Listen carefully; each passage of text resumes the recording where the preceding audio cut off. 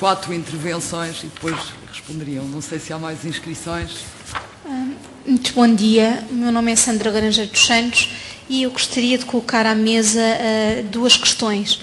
Uma delas tem a ver com o novo regime da compensação uniforme e que me levanta uma grande dúvida, que é, num contrato a termo certo, que venha a ser renovado ao abrigo do novo regime posterior a novembro de 2011, vamos fazer ali uma divisão do contrato a meio para contar as duas formas de cálculo dos direitos do trabalhador, aplica-se o regime antes de novembro ou posterior.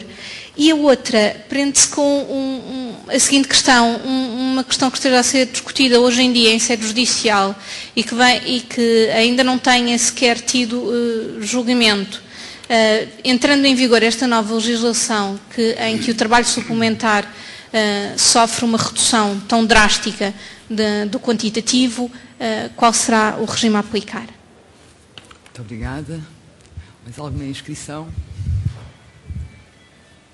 Muito bom dia. Eu gostaria de fazer uma questão relativamente aos bancos de horas. O seu nome, colega, primeiro. Peço desculpa, Isabel Albuquerque. A pergunta seria dirigida para o mestre Luís Monteiro. Tem a ver com os limites. Portanto, nós vimos que existem os limites de tempo aos bancos de horas. A minha questão é se esses limites são cumuláveis ou não com os limites de prestação de trabalho suplementar. Isto é, se eu posso ter um trabalhador a fazer 100 horas de trabalho suplementar e a fazer 100 horas através do banco de horas. Obrigada.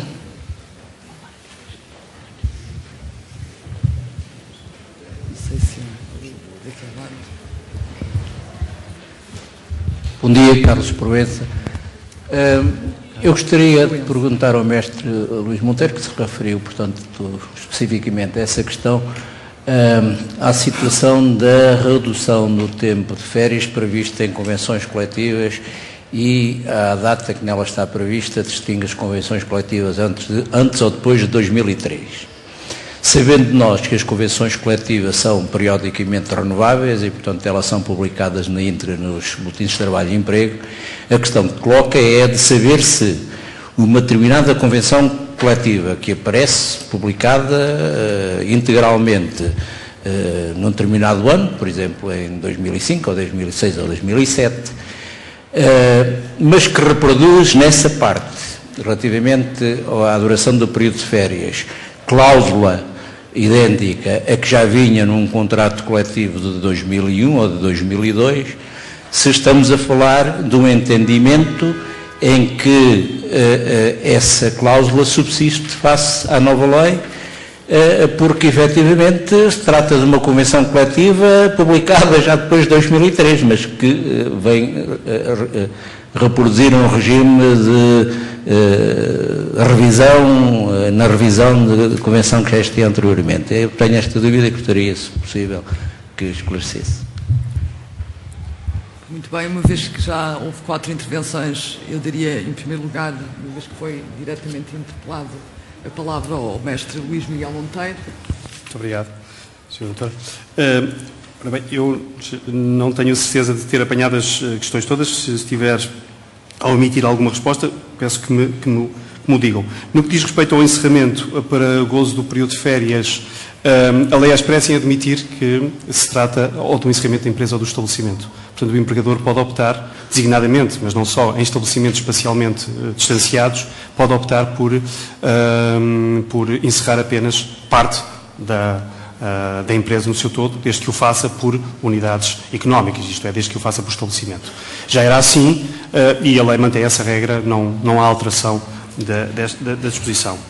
No que respeita ao quantitativo do trabalho suplementar, penso que a senhora doutora que me pôs a questão estava a colocar a hipótese de se tratar de trabalho suplementar prestado antes de entrada em vigor da lei, mas que não foi pago.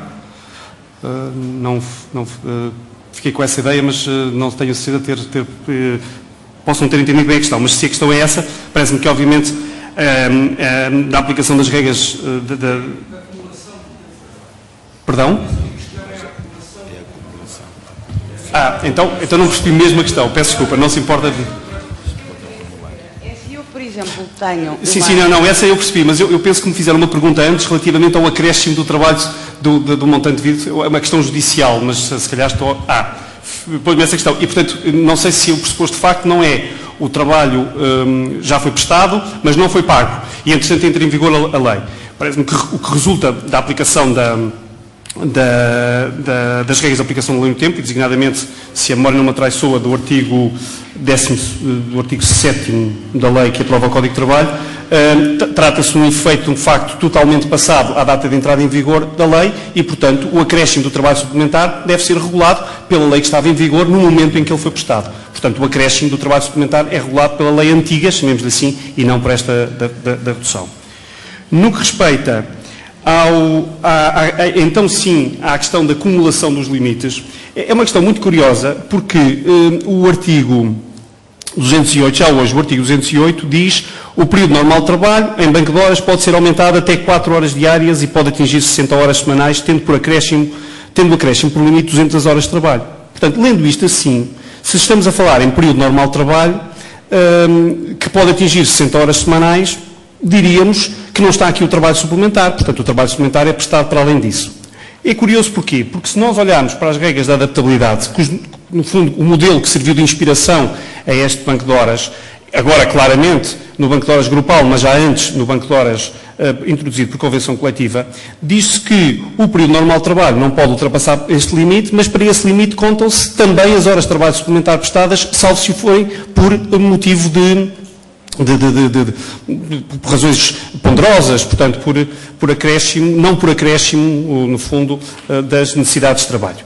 E fica-se sem saber porque é que o legislador introduziu esta diferença. Eu, assim, à primeira vista, tinha uma explicação. É porque, como o banco de horas havia sido introduzido por convenção coletiva, e a convenção coletiva é que definia os limites, o legislador, de alguma forma, descansou nos sujeitos coletivos, e designadamente nos representantes dos trabalhadores, para a definição de limites razoáveis, que teriam em conta todo o excesso de trabalho que pode ser imposto ao trabalhador, designadamente por força de trabalho suplementar. O problema, e confesso que estou a dizê-lo agora sem ter tido a oportunidade de olhar para a norma com detalhe, não tinha pensado nessa questão, mas penso que não há aqui nenhuma referência. O problema é que agora, com esta sucessivo alargamento do banco de horas a outras situações, se começam, no fundo, a deixar entrar aqui muitas possibilidades de estipulação que não obedecem, sejamos francos, a uma plena liberdade de escolha dos trabalhadores. E, portanto, mais seria razoável que fosse imposta esta norma. Portanto, por um lado, admito que, através de uma interpretação sistemática, se possa dizer que este conceito de período normal de trabalho tem que incluir o trabalho suplementar prestado por acréscimos eventuais de trabalho, de forma a haver uma unidade ou uma uniformização entre os dois regimes, de banco de horas e adaptabilidade, e, por outro lado, é preciso não esquecer que se mantém o limite definido em termos médios das 48 horas por semana, que assim é um limite que expressamente inclui o trabalho suplementar e que continua, até por força de uma diretiva comunitária, a ser recebido no nosso sistema de forma expressa. E, portanto, sempre esse limite das 48 horas semanais de trabalho, embora calculadas em termos médios, não pode ser ultrapassado. No que respeita, penso, à última questão, que é a questão das férias estabelecidas por convenção coletiva.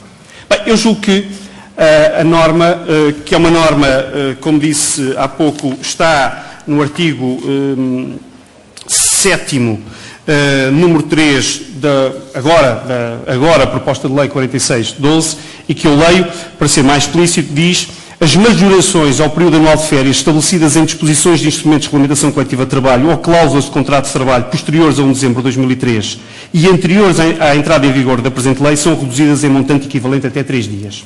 A primeira coisa que me parece reter aqui é que a lei fala em majorações ao período anual de férias. Portanto, a lógica, e eu penso que a única razão que justifica esta norma é, no fundo, fazer com que não apenas as empresas que estivessem reguladas pela lei, mas também aquelas que tivessem recebido nas respectivas convenções coletivas a estipulação equivalente à norma legal, que era o acréscimo de 3 dias de férias por razão da assiduidade, vejam esse acréscimo suprimido. Por isso é que a lei fala em majorações. Não são durações de superior de férias, é uma majoração que apela exatamente a esta ideia de acréscimo por virtude de qualquer coisa. E, portanto, à luz desta leitura, eu diria que se nós encontrarmos uma convenção coletiva que, embora em termos formais seja posterior a 1 de dezembro de 2003, mas que não tem esta lógica de majoração, até porque, no fundo, se limita a repetir uma norma ou uma estipulação que já constava de uma convenção coletiva anterior, que, embora revogada, fornece o elemento histórico necessário, eu diria que não se verifica aqui nenhuma majoração para efeito de aplicação da regra do acréscimo de férias. Mas, como digo também, é uma interpretação feita sem rede e porventura, demasiado atrevida. Penso que eram estas as questões que me tinham sido colocadas. Não sei se faz favor, doutor.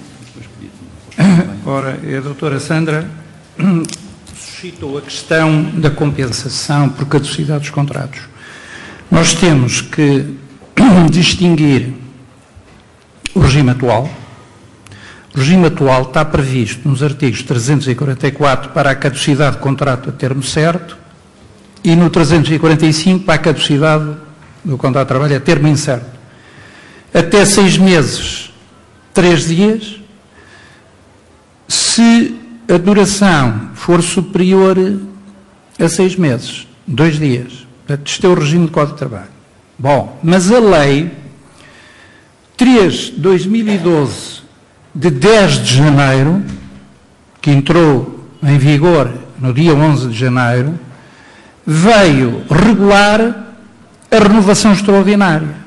E então, no seu artigo 4º, diferencia a primeira da segunda, porque só pode haver 2 renovações, e manda aplicar o regime vigente à data da renovação. Quer da primeira, quer da segunda. Não fiquem muito preocupados, não deve ficar muito preocupada com isto, porque importa saber o que é que a proposta de lei 46/12 vem dizer. E no artigo 6º da futura lei, que não sabemos quando entrará em vigor, vem dizer e definir em termos gerais o regime da compensação. No caso da caducidade de contrato a termo, incluindo o que seja objeto de renovação extraordinária, nós temos aqui 2 contagens. Não é só uma, temos 2. Até 31 de outubro de 2012 ou até à data da renovação extraordinária, se for anterior a 31 de outubro, até 31 de outubro deste ano, ou até à data da renovação, se for anterior, aplica-se os 3 ou 2 dias, que é o regime do Código de Trabalho atual. A partir dessa data, já temos a redução para 20 dias e a aplicação do mesmo critério, dos 20 dias por ano. Ou seja, a partir da data da renovação extraordinária, o 31 de outubro de 2012, se um contrato durar 6 meses, portanto, a partir desse período serão 10 dias. É uma redução proporcional, 30 para 20. 2/3. É esta a minha interpretação. Houve alguma controvérsia, sobre isto não tenho dúvidas, mas houve alguma controvérsia por causa da última prova da agregação, onde vinha lá uma questão, que era, reconheço, enfim, um pouco difícil, que suscitava precisamente a questão da compensação na base já do novo regime. Portanto, estou a falar do regime da renovação extraordinária conjugado com a Lei 53 de 2011, 14 de outubro, que entrou em vigor no dia 1 de novembro de 2011. Eu creio que respondi.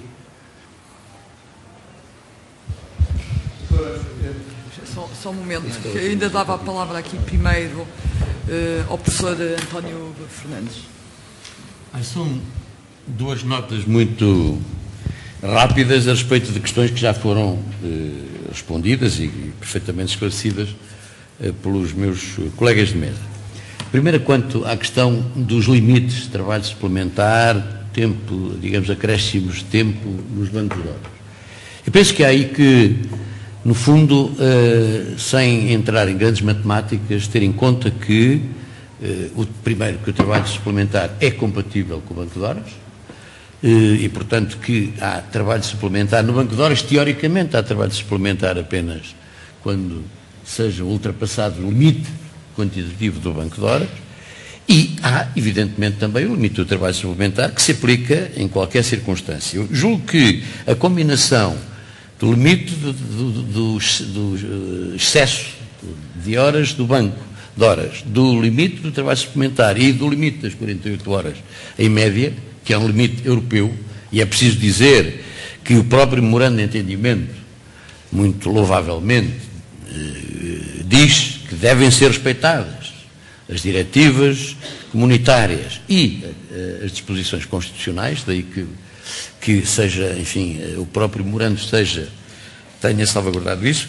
São esses três conjuntos de limites são cumulativos, isto é, cumulativos no sentido de que são de aplicação cumulativa, embora, evidentemente, cada um deles mantenha a sua integridade.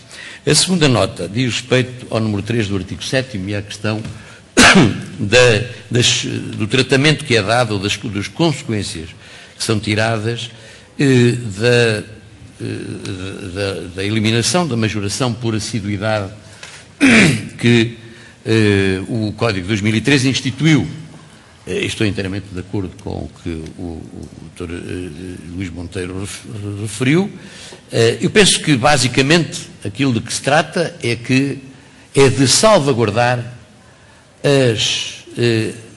os períodos de férias acima dos mínimos que estão estabelecidos em algumas empresas e setores há bastante tempo, e que já vinham de antes de 2003, e que ou então também aqueles em que digamos, o acréscimo aos períodos de férias ultrapassou o necessário para respeitar a majoração de 2003. Ou seja, estou a pensar em empresas, enfim, não vou referir o nome, que têm já hoje, empresas e setores, períodos de férias de 25, de 26, de 27, 28 dias, até 30 dias, porque, seguindo o exemplo dos estrangeiros, e que se viram também confrontadas com a questão de saber se a majoração deveria ser somada ou deveria conter-se, ser absorvida por esses dias a mais relativamente ao período mínimo. Portanto, trata-se, no fundo, de salvaguardar, penso eu, o objetivo é esse, salvaguardar tudo aquilo que não é consequência ou não foi consequência da majoração imposta pelo Código de 2003. Tudo o resto, todos os outros aumentos, todos os outros excedentes de períodos de férias anteriores e posteriores são salvaguardados, e penso que é esse o sentido, aliás, inteiramente de acordo com a opinião que o Dr. Luís Miguel Monteiro exprimiu. Muito bem, julgo que havia um colega que pretendia intervir. Bom, eu começo por cumprimentar todos os elementos da mesa, designadamente, portanto, os ilustres conferencistas, permitindo-me destacar o Dr. António Monteiro Fernandes, enfim, que há muito tempo não vejo, vou atestear relativamente ao relativo unanimismo que se está a verificar. Desde já digo que não tenho qualquer procuração, seja do Governo, seja dos partidos que, portanto, asseguram a sua maioria, seja das associações de empregadores, seja de cidadãos individuais na qualidade de trabalhadores. Penso pela minha cabeça e acho que devemos questionar as questões. Problema de inconstitucionalidade. Bom, é suscitada a questão, enfim, penso que, quer dizer, em termos excessivos, quando se refere, quer dizer, ao problema da diminuição das compensações. O problema das compensações não está imbricado no artigo, ou na norma, ou no sentido da norma do artigo 53 da Constituição. O que se garante é justamente a segurança no emprego e a proibição de despedimentos sem justa causa. O problema da compensação é um acréscimo, porque funcionando um sistema de segurança social corretamente, eu, trabalhador, se cessei o meu contrato com base numa situação que integra justa causa, e vamos esclarecer antes de mais o que é justa causa, porque as pessoas ligam a noção constitucional de justa causa, não é justa causa disciplinar do CUR. A noção constitucional de justa causa é toda e qualquer situação que, verificada no decurso de uma relação de execução continuada, torne imediata e praticamente inexigível, de acordo com as regras da boa-fé, a manutenção à outra parte daquela relação. Portanto, na justa causa constitucional, nós podemos albergar a inadaptação, a necessidade de extinção do posto de trabalho, o despedimento coletivo por razões tecnológicas, estruturais ou conjunturais, ou a justa causa por um comportamento culposo do trabalhador que torne também praticamente impossível. Portanto, temos que nos entender quanto a estes parâmetros. O problema depois da formulação e da aplicação, mesmo quando o legislador, enfim, tende a facilitar, parece-me que se impõe aos tribunais a interpretação das normas em conformidade com as normas constitucionais. E, portanto, nesse domínio, muitas vezes levanta-se algum alarido e, a meu ver, e com o devido respeito, naturalmente, e na minha modesta opinião, sem muitas vezes se enfocarem as questões nos seus devidos termos. Volto à questão das compensações. As compensações não estão imbricadas por essa proteção ou por esse indirízo constitucional que resulta na norma do artigo 53. Portanto, entendamos-nos. Eu admito, mas isso são questões de opção. E em função daquilo que, tal qual numa família, nós podemos ter mais meios ou menos meios. Agora, também não concebo que eu faça proteção social à custa de outras pessoas. Não concebo, na minha concepção de vida como pessoa, que eu tenha, para mim, a solidariedade é uma obrigação ética inexcusável. Mas não entendo que eu tenha a obrigação de transportar quem quer que seja às minhas costas. E nós temos que nos entender quanto a isso. Porque, de facto, quer dizer, a concepção de que eu, por ser parceiro de uma relação jurídica, tenho que transportar outrem às minhas costas, eu, com todo o devido respeito, não entendo. Porque, vamos lá ver, se o despedimento, e o raciocínio que faço é este, se o despedimento, com base na chamada justa causa disciplinar, vem a ser julgado, verificado, inclusive por decisão jurisdicional, é evidente que o trabalhador não recebe qualquer pagamento.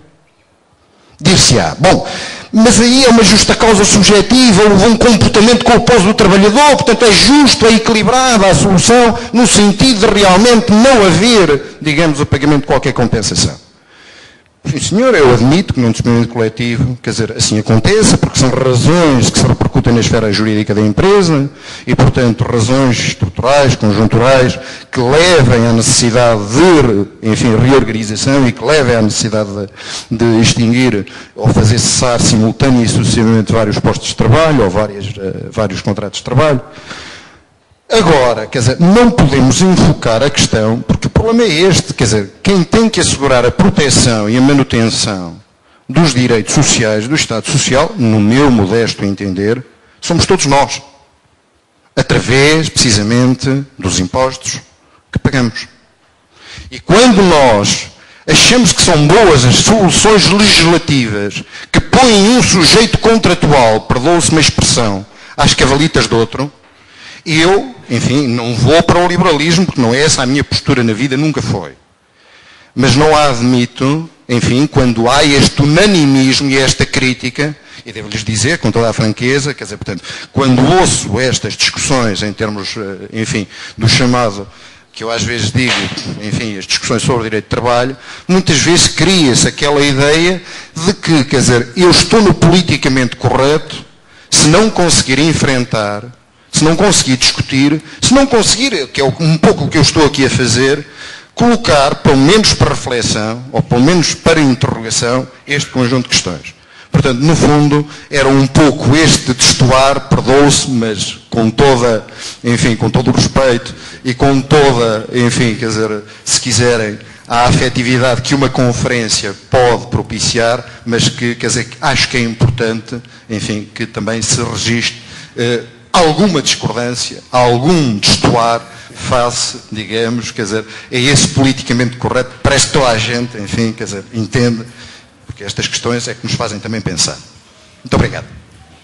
Muito bem, não sei se há alguma inscrição mais, enquanto enquanto vai o micro, pedi uma palavra ao professor António Fernandes e eu dá-lhe de imediato a palavra. Sim, é uma palavra rápida,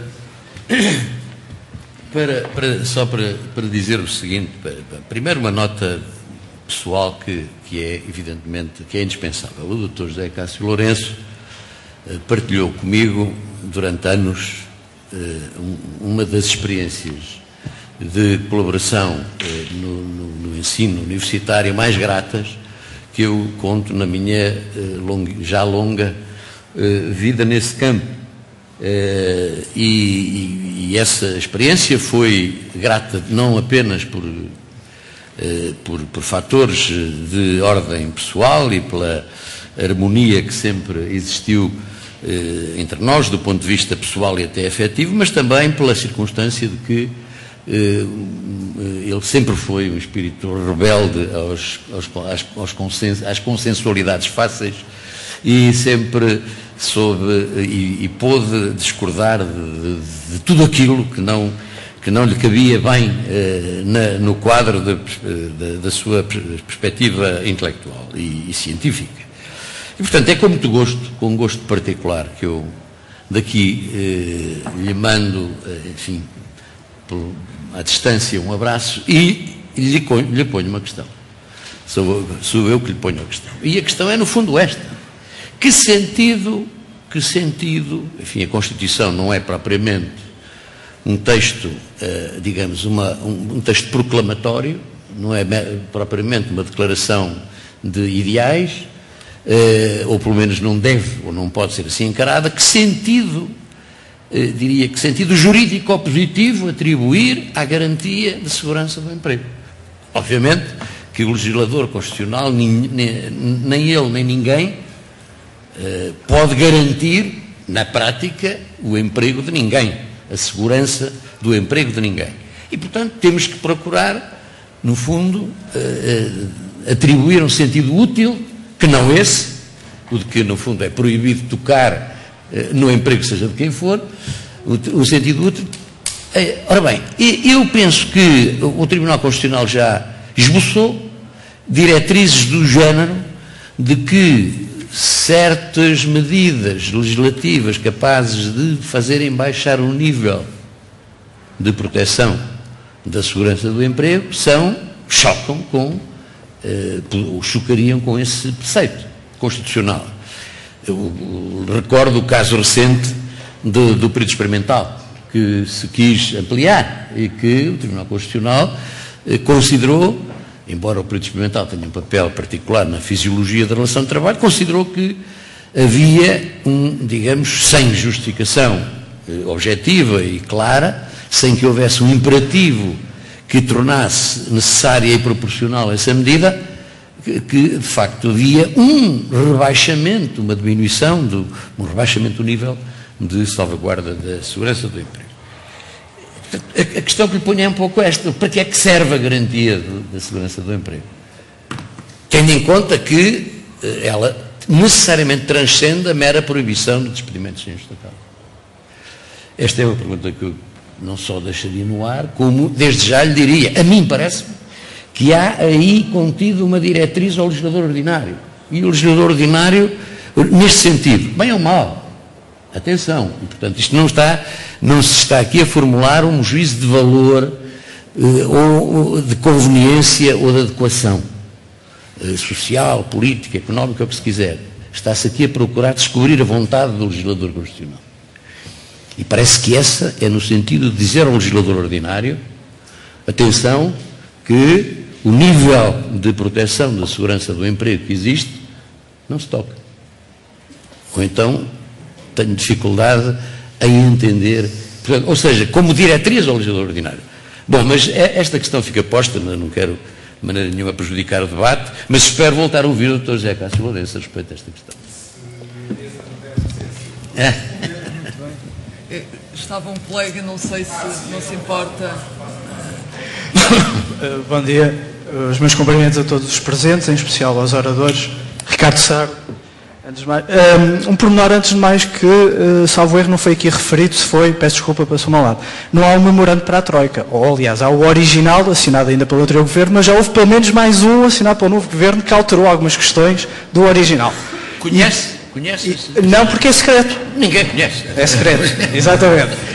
E depois também os jornalistas também não perguntam e não pedem, a oposição também não pede, e ninguém pede, não interessa saber, não interessa. Certo. Mas algumas destas propostas, os pontos concretos que o Governo propõe, estão nesse novo memorando da Troika. Pronto, aqui um pequeno à parte.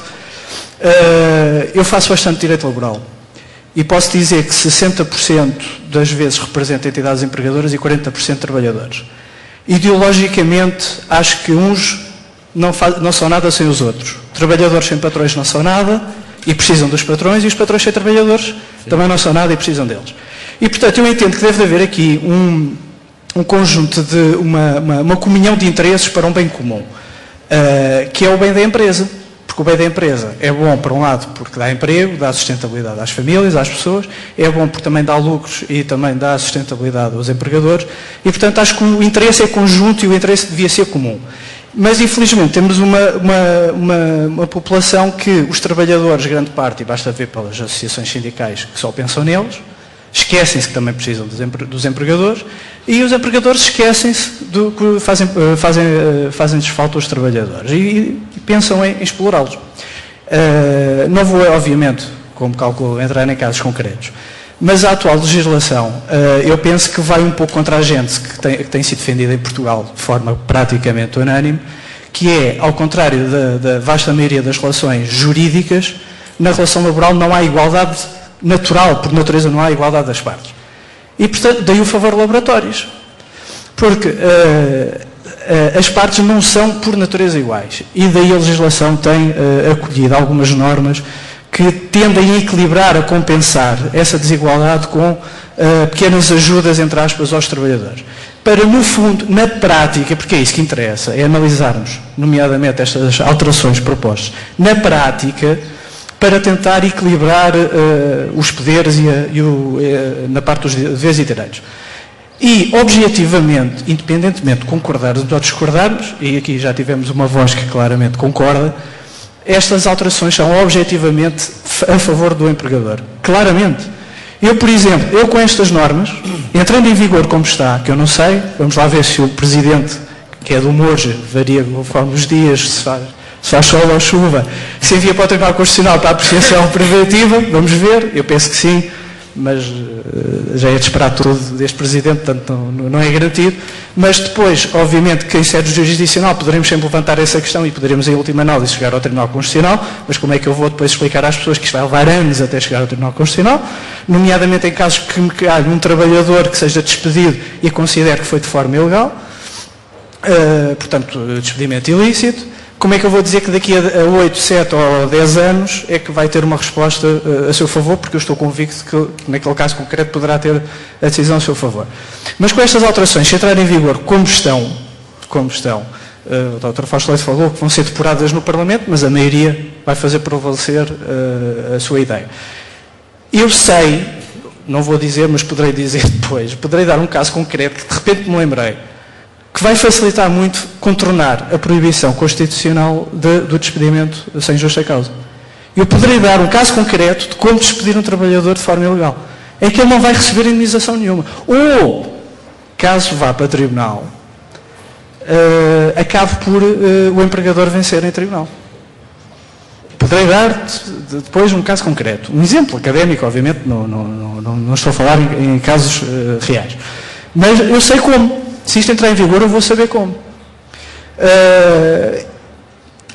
Já se percebeu, ou pelo menos eu penso que percebi, é a conclusão que eu tiro, que por trás disto está uma ideologia neoliberal. Penso que já se percebeu isso. Aliás, este legislador, foi o mesmo que propôs uma revolução constitucional, que depois arrumou para debaixo do tapete. Eu penso que, a nível da constitucionalidade duvidosa desta proposta, enfim, não sei se iria tão longe como o professor Monteiro Fernandes em várias matérias, mas pelo menos numa que é, aliás, é uma farada à lei, é uma forma de contornar a Constituição do proibimento sem justa causa. E, portanto, volto aqui ao ponto que eu estava a frisar há pouco, Poderei dar um caso concreto através da inadaptação, sobretudo através da inadaptação, mas também poderei dar um caso através das remodelações. Por quem conhece o mundo empresarial, grandes empresas ou médias grandes empresas em Portugal, nacionais ou estrangeiras, sabe que, e conhece casos concretos, que todos os anos fazem remodelações. Grandes empresas, com vários departamentos, estão sempre a fazer remodelações. Claro que ninguém rejeita o acordo, porque estão sempre a mandar a gente embora. Cortes e mais cortes. Enfim, não vou dar nomes, porque isto são várias, são muitas. E, portanto, há sempre formas de contornar estas normas. E estas alterações legislativas vão ainda facilitar alguns abusos. Por exemplo, o caso do trabalho suplementar. Há casos em que empresas enviam e-mails a exigir, e circulares e normas internas, a proibir o trabalho suplementar. Proíbem as horas extraordinárias. Mas depois dão uma tarefa que leva 15 horas a ser feita. Isso não faz, olha, na próxima remodelação, na próxima reorganização da empresa, olha, temos pena. Enfim.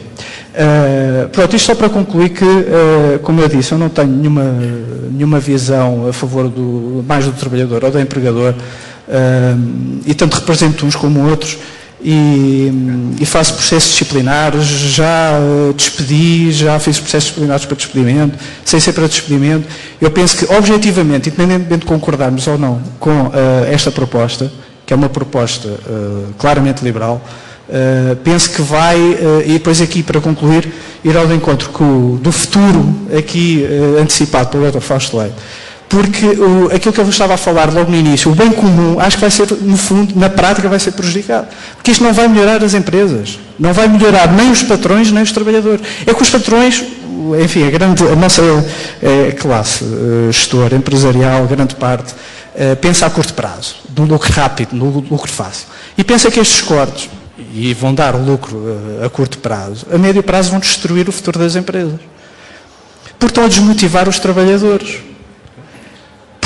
Não é por coincidência que a regra é que nos países em que os direitos dos trabalhadores são mais abrangentes, mais alargados, menos horas de trabalho, mais prémios, mais salários, etc., são os países onde as empresas produzem mais.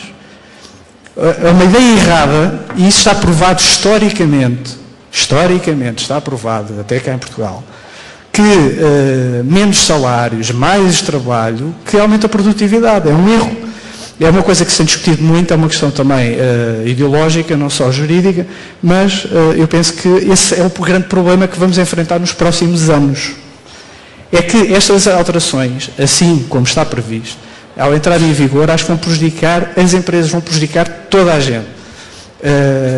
Mas, enfim, vamos ver, pode ser que não entre em vigor como está, mas judicialmente, a nível do ponto de vista de casos práticos, penso que vão haver grandes discussões e penso que as alterações são claramente a favor de uma das partes e penso que isso embate em algumas questões, em algumas obrigações constitucionais que este Governo pura e simplesmente ignorou. Obrigado. Muito obrigada, colega. Eu, antes de passar a palavra ao Dr. Cássio Lourenço, daria a palavra ao Dr. Fausto Leite. Eu apenas vou precisar o termo de depuração. A proposta foi aprovada. A proposta de lei das alterações do Código de Trabalho está aprovada. Como sabem, há um trabalho formal, técnico, de redação, que é cometido a juristas da Assembleia da República. E depois, naturalmente, será o diploma encaminhado para a Presidência da República. Só isto. Não vai haver, enfim, alterações, nem podia haver, porque a proposta já foi aprovada. É só isso. Peço desculpa. Eu telegraficamente, para dizer que, porque o silêncio pode ser mal interpretado, e para dizer que, embora, obviamente, me reveja em muitas das dúvidas que estão aqui colocadas, acho que, por um lado, é uma característica do povo português que nos penaliza a crítica da novidade. E, portanto, julgo que isso aconteceu muito claramente, e recordo isso com de forma muito presente com o Código 2003, e com o Código 2009 também, mas com o Código 2003, julgo que devemos ter alguma generosidade no acolhimento das soluções novas. E, portanto, devemos dar, mais não seja o benefício da dúvida, ao legislador, antes mesmo de vermos aplicada a lei, lhe imputarmos todos os males. Por outro lado, para que também não fique dúvidas, não há unanimismo no que diz respeito a um conjunto de questões. Obviamente que me parece, isso é um dado de facto, que me parece indiscutível que estas alterações, se pudéssemos fazer essa avaliação, são num sentido de diminuição da proteção do trabalhador, mas o problema é saber de que ponto partimos.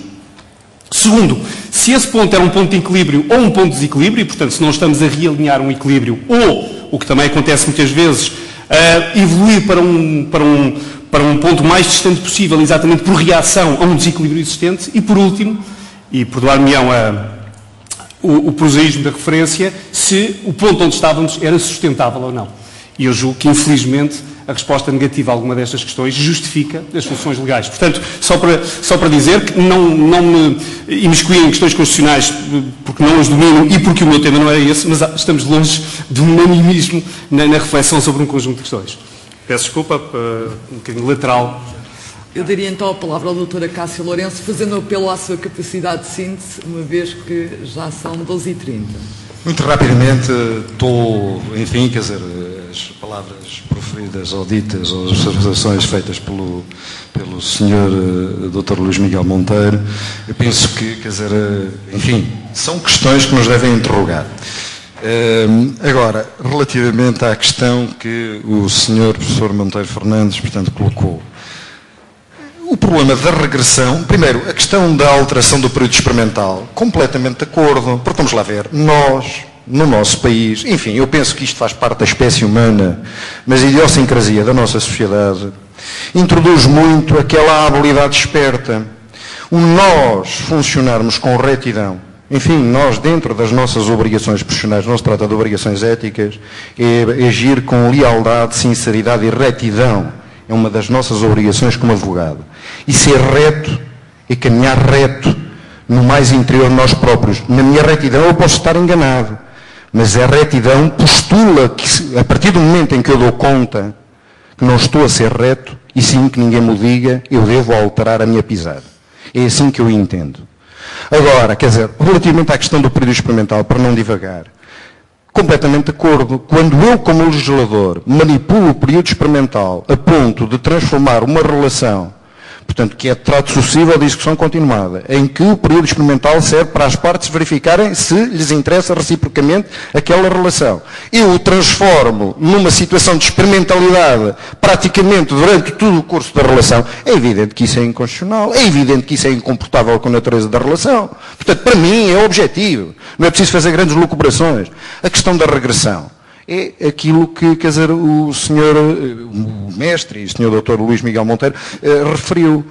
Nós, perante a realidade da vida, quer dizer, nós temos que nos ater aos dados objetivos. Não vale a pena eu estar a construir fantasias.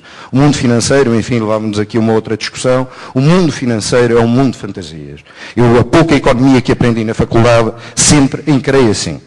E agora disse, e no outro dia eu ouvia, que a aplicação, as aplicações secundárias do mercado financeiro representam 1,3 trilhões de dólares, mais não sei quantas vezes que os valores da economia real. Meus senhores, quer dizer, caros colegas, quer dizer, nós, nesta questão, enfim, do problema da regressão, é evidente que teremos que a fazer na medida, e por via legislativa, sem ofender dados fundamentais da Constituição. Eu aí, quer dizer, dentro da minha maneira de encarar, entendo que, bom, então se queremos modificar, não tripudiemos a Constituição, e há aspectos, que eu também tenho dúvidas, que não se esteja a tripudiar a Constituição, mas aí penso que é um jogo mais limpo, da parte da nossa sociedade, dizer, bom, há necessidade objetiva para realmente fazermos alterações, então alteremos aquilo e dentro das medidas. Agora, o nosso legislador, quer dizer, pensa nestas questões, porque vejam, quer dizer, estas alterações é uma manta labiríntica. Eu costumo dizer, andei 4 anos na instrução primária, 7 anos no liceu, 5 na faculdade, tenho 34 ou 35 anos, não contando o período de estágio, de exercício profissional. E devo confessar que muitas vezes eu leio 1, 2, 3, 4, 5, 6 vezes uma norma, um segmento, um parágrafo, para tentar perceber, não sabe redigir, não tem ideias claras a nível de pensamento lógico. E esse também é um grande e grave problema. É um grande e grave problema. Porque muitas vezes, na discussão destas questões, essas teias labirínticas também, justamente, militam para concitar muitas vezes discussões entre as pessoas e depois na fase da aplicação da própria lei. Muito obrigado.